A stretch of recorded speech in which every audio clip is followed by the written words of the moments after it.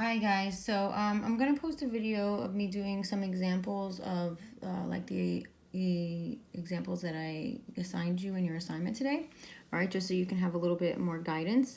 Make sure you use your trig identities chart that I posted the other day. That'll help you if you don't remember all of the identities, okay? So you basically just have to verify that each is true. Show me that tangent x over secant x is the equivalent of sine x. Show me that this is equal to 1, right? Some of them are simple. Some of them are a little more complicated.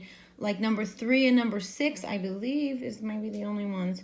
You have to do some fractions in there where the denominators are not like denominators. So you have to just use your old fraction rules and make sure that you do the common denominators, right? So I'm going to show you an example like that too today.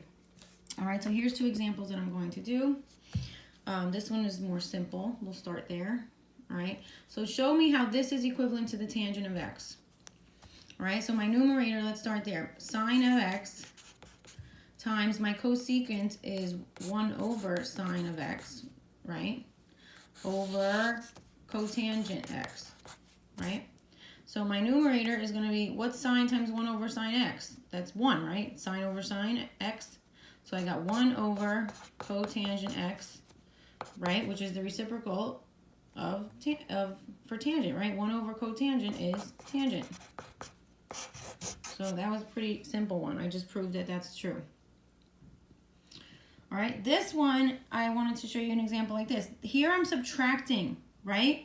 But I have, unlike denominators, this side is missing the cosine, right? So my common denominator is going to be sine theta times cosine theta, right? But this side is missing the cosine, so I have to multiply this side by cosine theta over cosine theta, right? Okay, so what am I going to have here? Now I have the denominator I need, right? So I have like denominators, so they're just going to be both over that. My numerator is going to be negative cosine theta times cosine theta, which is negative cosine squared theta, right? Let me write it as another step. So this is 1 over sine theta cosine theta, right? Minus, this is cosine squared theta, right? Cosine times cosine over sine theta cosine theta. Right? So now that I have like denominators, right? What happens when I subtract fractions with the same denominator? I just keep the denominator, right?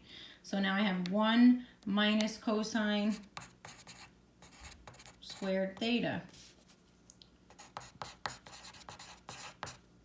Okay? So here, what is this? This is equivalent, if you look at your little chart, this is equivalent to sine squared theta. So now I have sine squared theta over sine theta cosine theta. Right?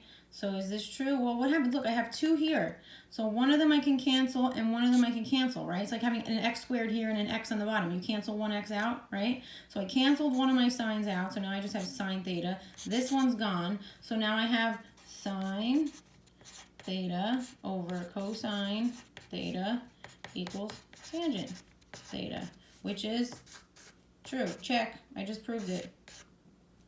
Okay, so there's going to be times where you have to do some little fraction work there. Let me know if you have any questions about what I did here with this fraction. Okay, so just to reiterate here, I multiply by cosine over cosine so I can get them to have like denominators. All right, and then once I got them to have the like denominators, then you can just do your fraction, and this is the next step here. All right, let me know if you have any questions. Have a good day. I hope everybody's healthy and happy. Okay, bye.